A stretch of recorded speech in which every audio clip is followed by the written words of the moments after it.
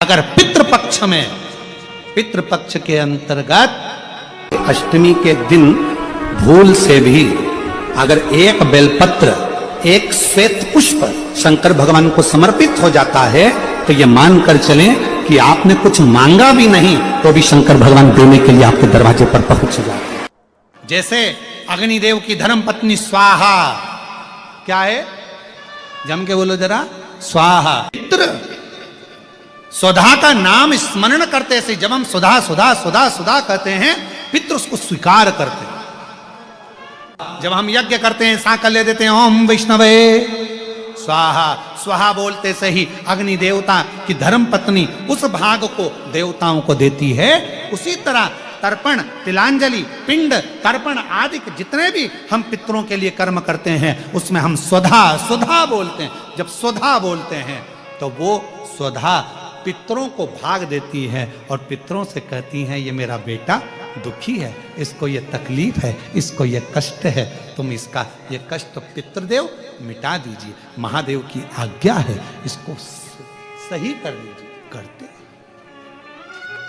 श्रेष्ठ करते, काम सफल कर दे तो उसके लिए सफेद पुष्प और एक चावल का दाना यदि तुम्हारे हाथ में है और तुमने मन से बाबा से कह दिया, बाबा मुझे ये तकलीफ है, मुझे ये दुख है, मुझे ये कष्ट है, मैं पशुपतिनाथ का व्रत करूंगी बाबा, पशुपतिनाथ का व्रत करूंगी बाबा, आप मेरा व्रत स्वीकार करना, आज मेरा ये काम अटक गया है।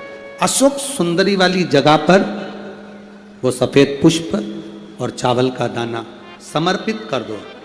व्रत आएगा जब आएगा, मेरा बाबा पहले ही कल्याण कर जाएगा। ये शिव तत्व है। कल रविवार फिर अष्टमी तिथि है। किसी भी अष्टमी पर एक बेलपत्र, 3 शमी पत्र, आप कभी दिल से, कभी मौका मिले हृदय से अशोक सुंदरी वाली जगह का स्पर्श कर कर भगवान शंकर के शिवलिंग पर एक बार समर्पित कर कर देखना और दूसरे वर्ष इंतजार करना कि तुमने अष्टमी के दिन बाबा को शमी पत्र बेलपत्र दिया था, क्या बाबा ने तेरे घर में धन और वैभव दिया कि नहीं दिया? जो स्थिति में गाड़ी चल रही थी वो स्थिति की गाड़ी तेरी पार हुई कि ना? अगर पितृपक्ष के अंतर्गत यदि शिवजी के मंदिर में जाकर 1 लोटा जल, 3 चावल के दाने, 3 बेलपत्र पितरों का स्मरण कर कर सुधा सुधा सुधा सुधा कहकर पितरों के हेतु भी अगर समर्पित कर दो तो शिव उसको स्वीकार कर कर सुधा पितरों से कहकर कल्याण कर देती, दुख समाप्त हो जाता, कष्ट मिट जाता। हम सुधा सुधा सुधा कहते हैं। अगर आप पितृपक्ष में, श्राद्ध पक्ष में कोई ब्राह्मण भोजन करा रहे हो, गौ माता को श्राद्ध पक्ष में रोटी दे रहे हो, स्वान को रोटी दे रहे हो, कागल को निकाल रहे हो, कौवे को रोटी दे रहे हो, सुधा का स्मरण सुख देता। पूरी दुनिया में एक भूमि पर जाइए मनाली में और बिजली महादेव का दर्शन करिए। पूरी दुनिया में केवल एक ही जगह ऐसे महात्मा विराजमान है जहां पर मनाली में जब बिजली गिरती है तो शंकर के शिवलिंग पर गिरती है, शंकर के टुकड़े टुकड़े हो जाते हैं। उस टुकड़े हुए शंकर के मनाली में एक परिवार ब्राह्मण का जिसके घर में कोई पूरा पैदा नहीं हुआ, विकलांग ही पैदा हुआ, उस विकलांग व्यक्ति पूरी मनाली में मक्खन मांग कर लाता है, डब्बे में इकट्ठा कर कर 3 पहिए वाली साइकिल से ऊपर चढ़ता है और चढ़कर भगवान के टुकड़ों को बीन बीन कर शंकर के शिवलिंग को जोड़ता है। जोड़ने के बाद पानी चढ़ाता है।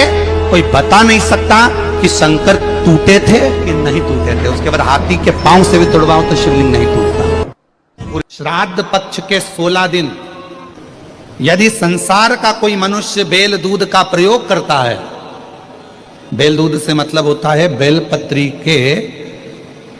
बेलपत्र के ये मध्य भाग जो होता है, बेलपत्री की जो नीचे की 2 पत्तियां जो होती है, ये 2 पत्तियां जो बेलपत्री की होती है, इस बेलपत्री की दोनों पत्तियों को शिवलिंग पर जब आप रखते हैं, शिवलिंग पर रखने के बाद में आपके हाथ में जो कटोरी में दूध है, वो दूध इन दोनों पत्तियों पर, ये पितरों के भाव से, पितृ पित्राणी के भाव से आप दोनों पत्तियों पर बेल दूध को अगर समर्पित कर रहे हैं, बेलपत्र समर्पित करने के बाद थोड़ी सी कटोरी में अगर गौमाता का दूध है और ये दोनों पत्तियों पर अगर आप अपने गोत्र से दूध चढ़ा रहे हैं तो संसार में ऐसा कोई व्यक्ति नहीं है जिसके ऊपर पितृदोष लग जाए। पितृदोष समाप्त होकर ही रहता है। 12 ज्योतिर्लिंग में से कृष्णेश्वर बाबा का दर्शन करने के लिए आप वेरूल आइए, महाराष्ट्र आइए और दर्शन करो।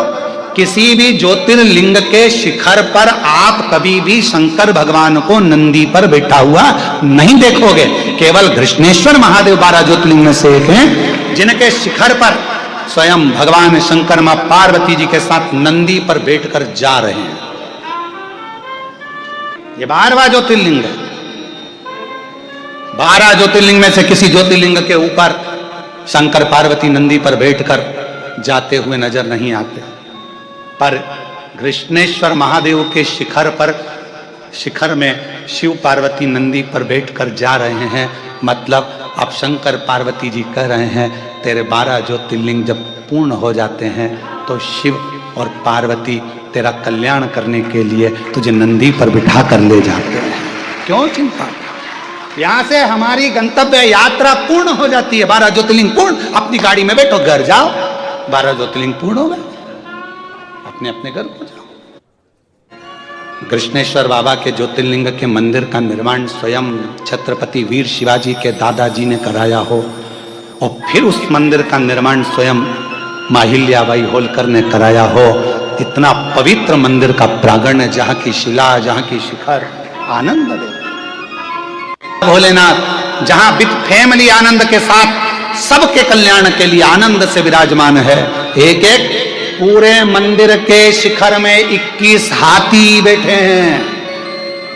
तुमने गिने कि नहीं गिने पता नहीं, यहीं की यहीं रहते हो, कभी कभी तो गिन लिया करो। कितने?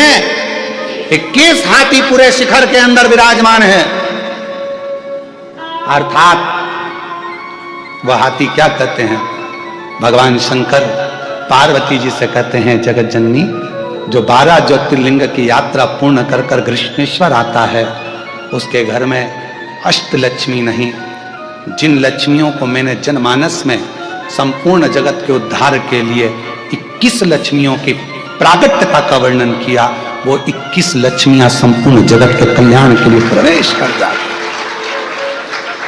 अब दर्शन कर रहे हैं, हाथी बनाए, गज बनाए, गज बनाए, हाथी बनाए, पर उस स्थान पर जब दर्शन करेंगे वो हाथी नहीं, स्वयं लक्ष्मी उस पर विराजमान होकर अलग अलग मार्ग से तुम जहां निवास करने वाले हो, चाहे तुम पूरब में रहो, पश्चिम में रहो, उत्तर में रहो, दक्षिण में रहो, तुम जहां जाओगे तुम्हारे पीछे पीछे वो गज लक्ष्मी तुम्हारे पीछे पीछे आएगी और तुम्हारा भंडार भर कर जाएगी, क्योंकि कृष्णेश्वर बाबा का तुम दर्शन कर कर जाओ।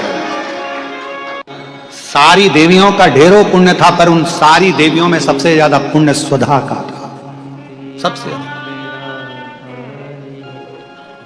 ज्यादा पुण्य स्वधा का। शिव महापुराण की कथा कर रही है, स्वधा इतना तप